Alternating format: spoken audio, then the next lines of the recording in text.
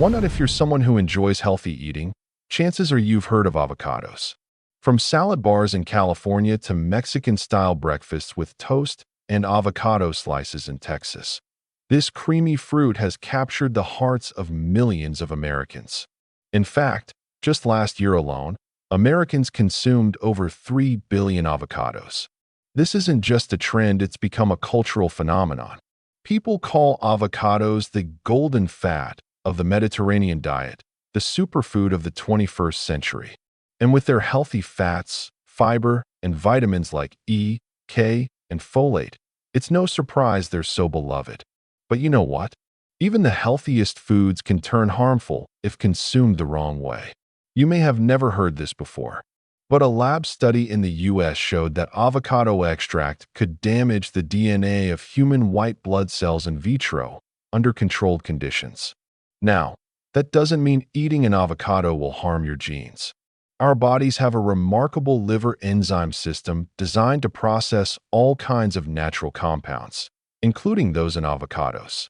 Still, that study raises an important question. Could eating avocados every single day without thinking silently impact your health over time? That question leads us to the heart of this article.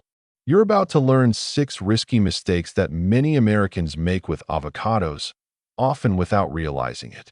And if you're someone who is on a diet, has a history of allergies, takes medication for heart disease or diabetes, or simply loves avocados and believes the more, the better, then this information might just change the way you think. Because the truth is, even the best things need the right dose and the right approach. And if you're wondering, am I eating avocados the wrong way? You're not alone. One of my patients, Linda Thompson, 62, from Florida, once told me, I replaced my usual breakfast with avocado every morning, thinking I was doing my heart a favor. But after a while, I started feeling bloated and tired. I thought it was just age catching up. After we adjusted her portion and how often she ate it, everything changed. And you can experience that too. This article isn't here to turn you against avocados. It's here to show you how to get the most out of them without putting your health at risk. If you care about your health and the well-being of your loved ones, keep listening. Because in the next part, we'll dive into questions like, what natural toxin hides in avocados that most people overlook? Why can eating too much avocado cause you to gain weight instead of losing it?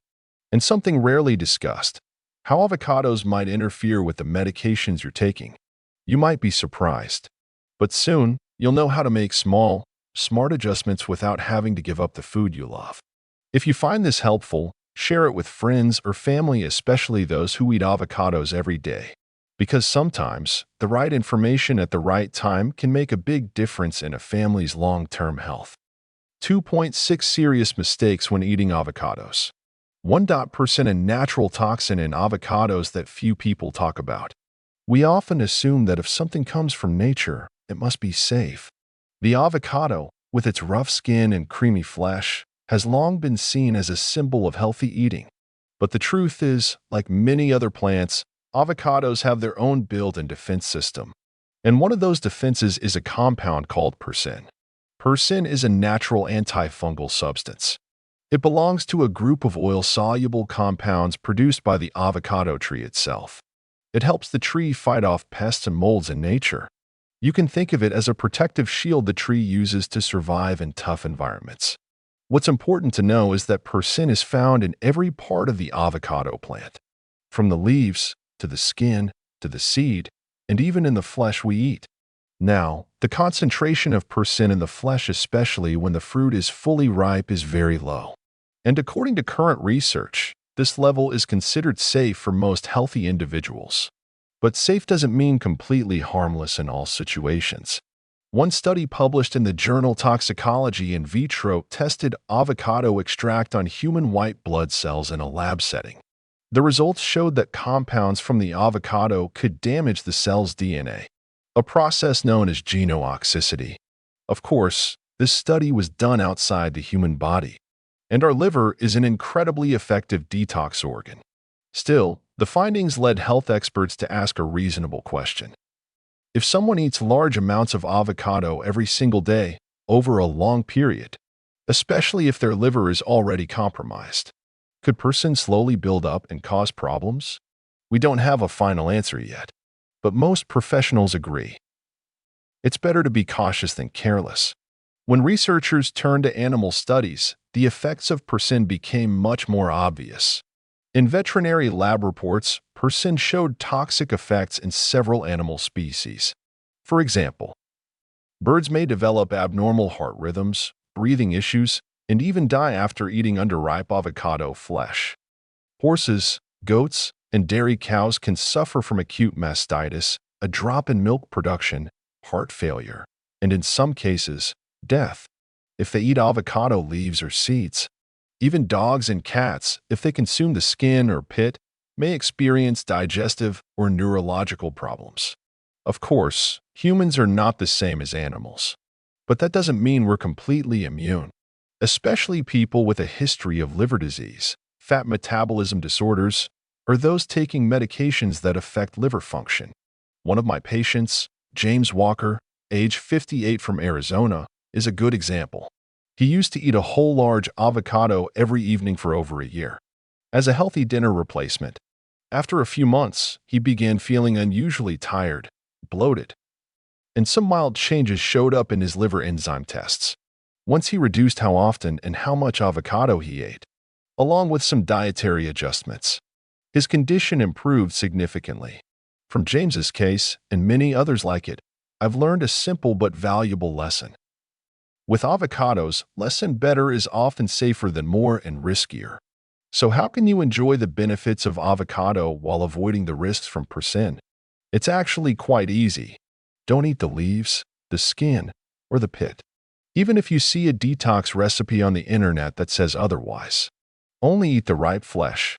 Make sure it's soft, not bitter, and properly ripened. And if you eat avocados every day, consider using a rotation pattern. 5 days on, 2 days off each week. That gives your liver time to fully process any leftover compounds. 2. The silent calorie trap that can make you gain weight even when you're eating right. If there's one food that's nutrient-rich, creamy, and easy to pair with just about anything, it's the avocado. You can mash it on toast, blend it into smoothies, mix it into salads, or simply eat it by the slice with a pinch of sea salt. Tasty, convenient, packed with nutrition. So it's no surprise that many people eat avocados daily, believing that healthy eating can't possibly go wrong. But unfortunately, it's not that simple. A large avocado contains around 320 calories. That's nearly the same as a chicken sandwich or a full bowl of rice with meat. And this is where many people get caught innocently but repeatedly. Instead of replacing, they add avocados to meals that are already calorie complete. Imagine this. At lunch, you eat a chicken sandwich with cheese, already enough energy for the meal. But then you think, adding half an avocado will be great for heart health. You just added about 160 more calories, not a problem in theory, if you adjust the rest of your day. But then you also toss avocado into your morning smoothie, that's another 200 calories. And for dinner, a little avocado in your salad, another 100 to 150 calories. From avocados alone, you could easily be adding 500 to 600 extra calories per day. This can absolutely lead to slow but steady weight gain, especially if you don't move much or track your calorie intake regularly. One of my patients, Karen Mitchell, age 49, living in Oregon, comes to mind. She follows a strict plant-based diet and is highly health conscious. Breakfast is a green smoothie with half an avocado. Lunch is a whole grain sandwich with cheese and mashed avocado. Dinner is a salad with olive oil and, of course, a few slices of avocado. Her meals were overall very healthy.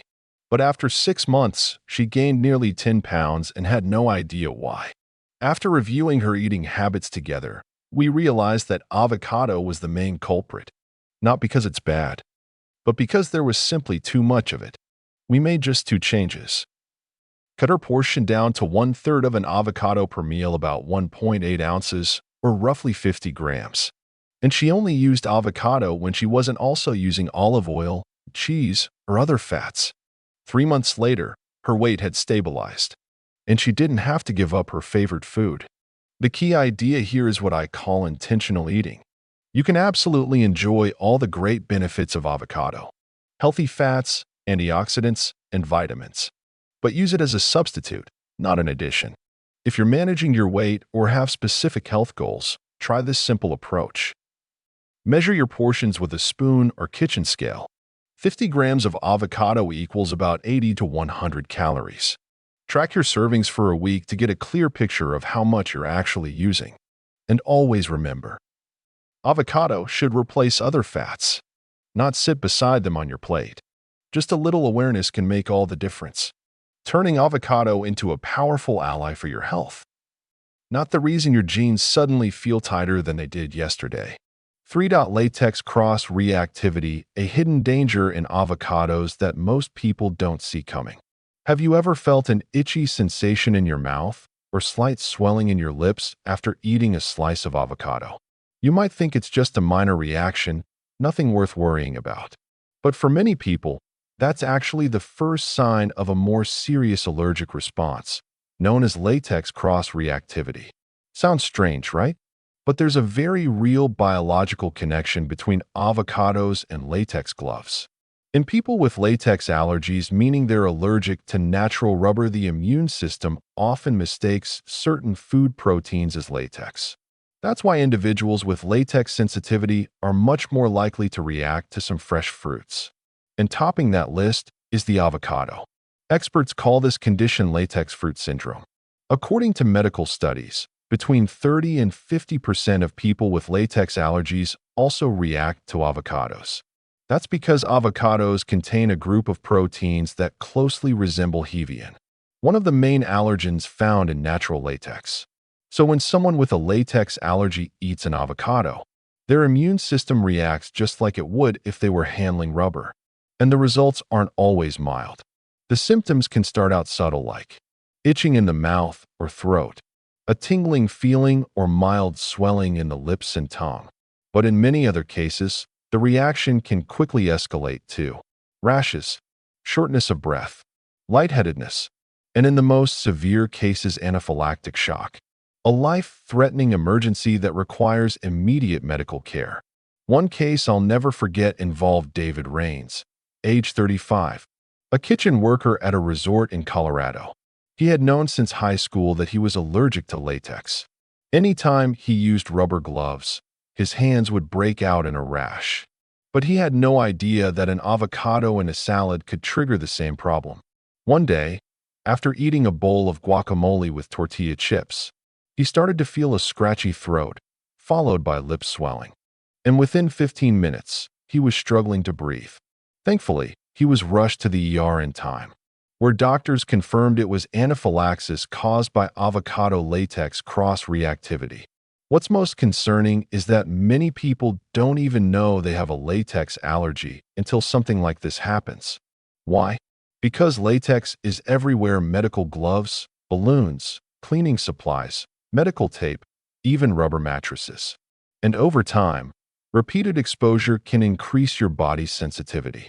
High-risk groups often include healthcare workers, cooks and restaurant staff, cleaning professionals or caregivers, and people who've had multiple surgeries or long-term medical treatments.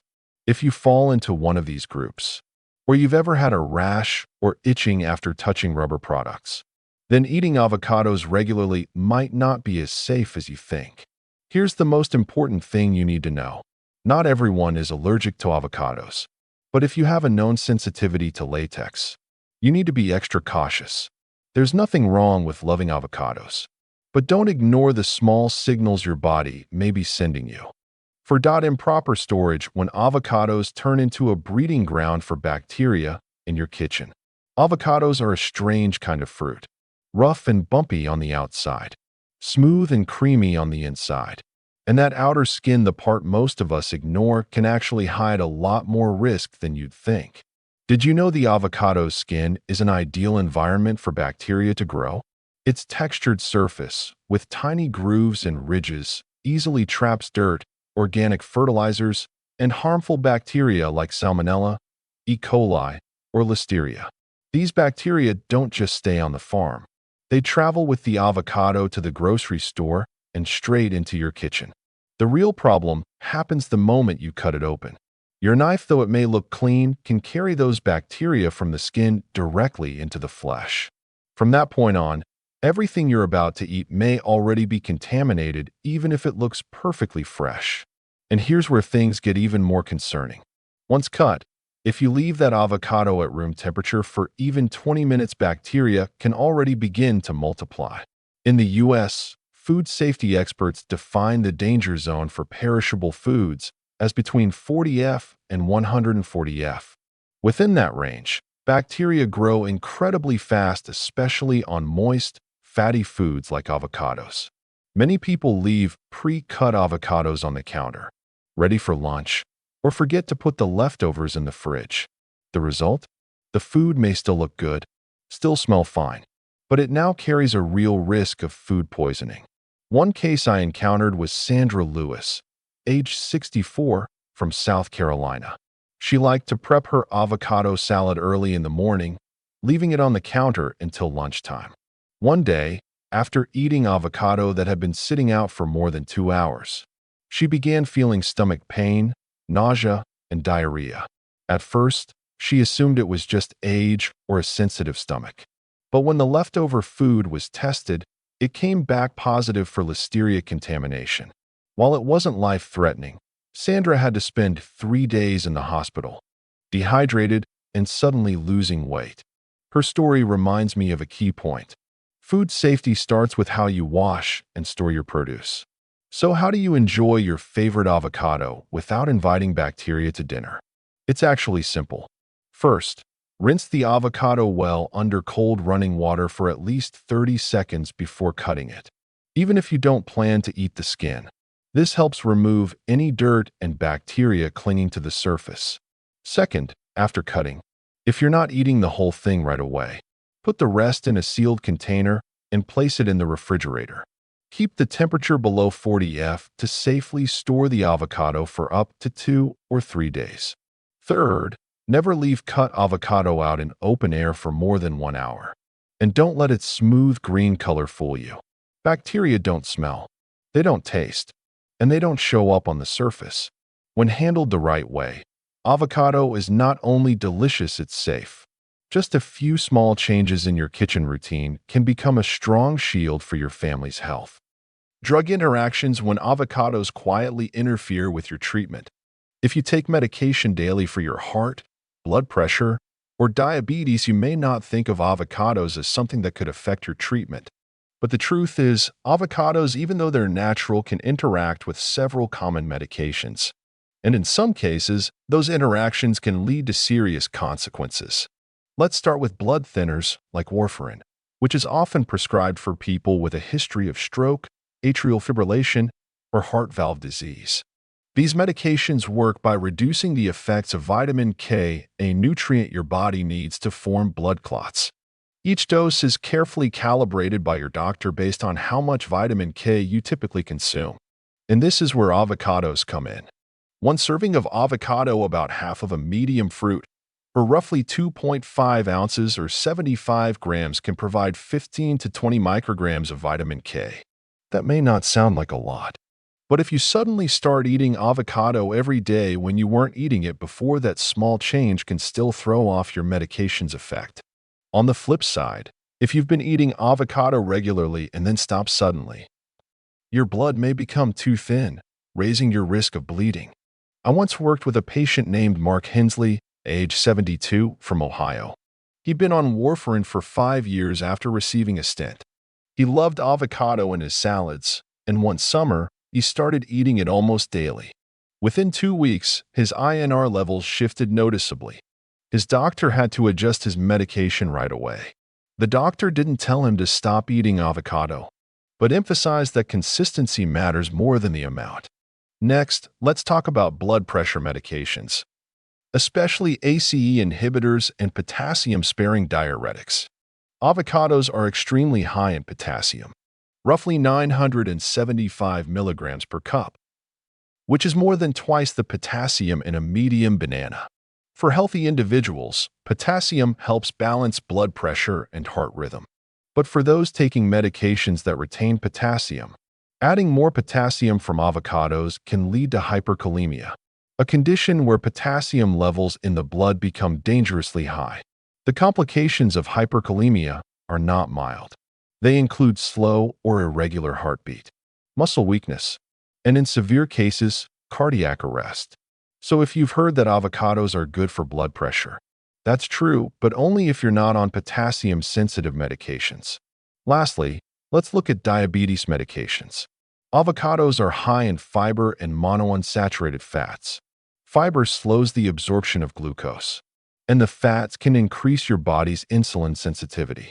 That sounds like a good thing. But for people taking insulin or sulfonylureas, this change can cause unexpected drops in blood sugar, especially if you increase your avocado intake without reducing your medication dosage. Symptoms like shaky hands, sweating, dizziness, or a racing heartbeat can be early signs of hypoglycemia. The key here isn't to avoid avocados. It's to understand that even natural foods have biological power, and that power needs to be used in the right way, at the right time, and in the right balance. 6. Ignoring personal tolerance, a quiet but persistent mistake. When we talk about avocados, most of us think about healthy fats, vitamins, and heart benefits. But few people realize that avocado tolerance varies greatly from person to person. For some, eating avocado daily can lead to glowing skin, smooth digestion, and better cholesterol levels. But for others, the same amount might cause bloating, fatigue, or digestive issues, and they don't understand why. That difference isn't random. It comes down to how each body reacts to the natural compounds in avocados, especially fiber, FODMAPs, histamine, and digestive enzymes. 1. The problem with too much of a good fiber. A medium avocado contains about 13.5 grams of fiber, nearly 50% of the daily recommended intake for adults. That's great news for people with strong digestion. But for those with sensitive guts or who aren't used to eating high-fiber foods, that amount can backfire. It may cause bloating, abdominal discomfort, loose stools, or alternating constipation and diarrhea. Lillian Moore, age 66 from Minnesota, once told me she felt tired and heavy after breakfast, even though she only had half an avocado.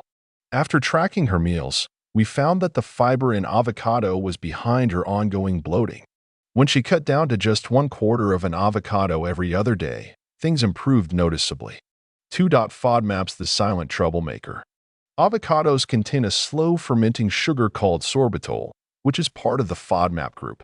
For those with IBS or SIBO, FODMAPs can easily trigger symptoms.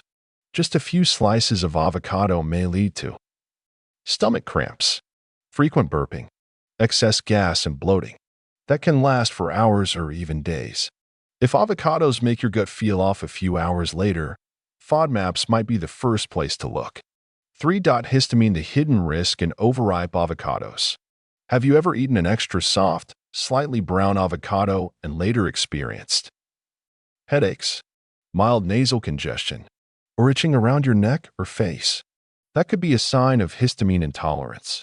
As avocados ripen, their natural histamine levels increase. For those who lack the DAO enzyme needed to break down histamine, overripe avocado can cause symptoms that mimic mild allergies. This is often mistaken for seasonal allergies or random sensitivity, but it's actually your body reacting from within.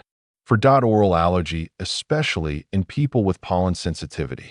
Some people allergic to tree pollen, especially birch, may react mildly after eating raw avocado. This is called oral allergy syndrome, or OAS. Common symptoms include mild itching in the mouth, swelling of the lips, tingling of the tongue or roof of the mouth.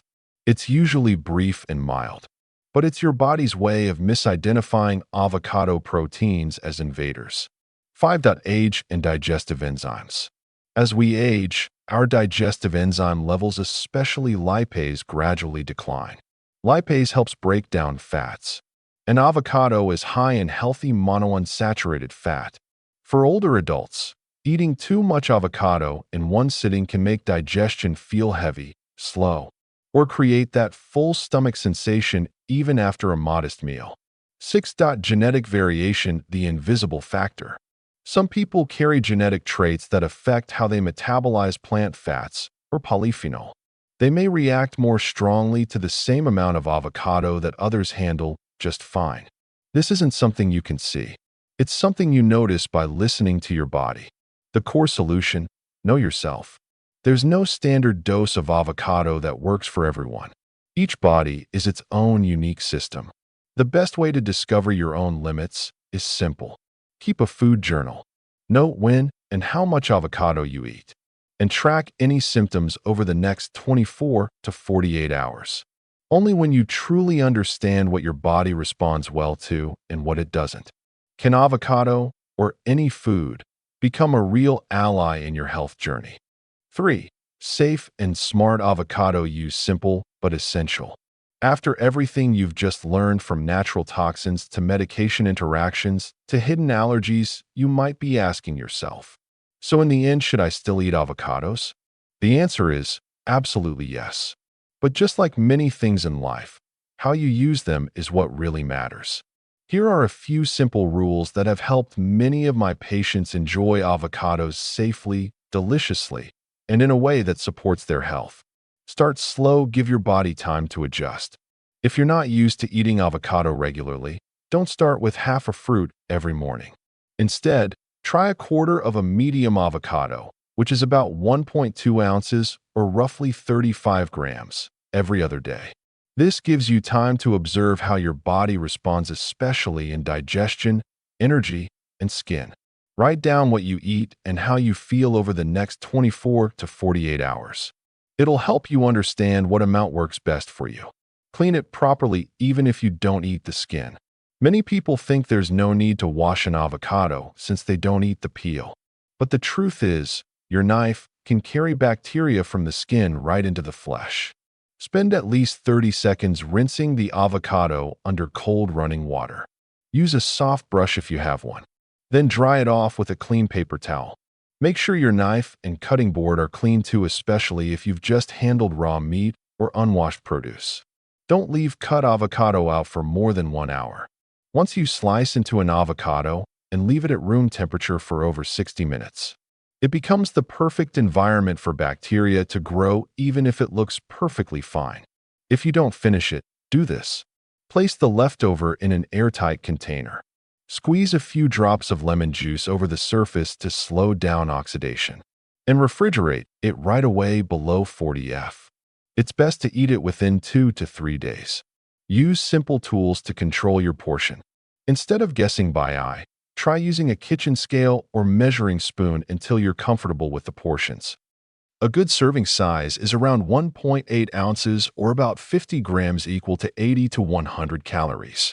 Once you get used to the look and feel, you'll be able to eyeball it more accurately without measuring every time. This is especially helpful if you're tracking weight, calories, or your vitamin K intake. Rotate your avocado days. You don't need it every single day. One of the most common mistakes is thinking that eating avocado every day is always better. The truth is, your body also needs time to reset and stay balanced. Instead of daily use, try rotating 3 or 4 days a week, with a day off in between. Or follow a pattern of 5 days on, 2 days off. This gives your system time to process any excess compounds and helps reduce the risk of sensitivity or enzyme overload. For conclusion, avocados are still a superfood if you use them the right way. After everything we've gone over, you might be sighing and thinking to yourself, I always thought avocados were healthy, but now I feel a bit worried. If you're feeling that way, it's completely understandable. Because when we talk about food, we often think in terms of good or bad. But in reality, nutrition isn't black and white. It's about balance. Avocados, even with a few things to be cautious about, are still one of the most nutrient-rich and valuable foods nature has to offer.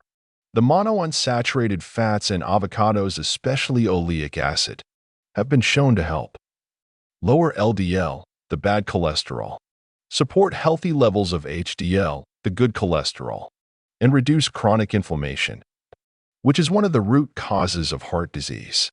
Avocados also contain about twice the potassium of bananas, helping to stabilize blood pressure and calm the nervous system.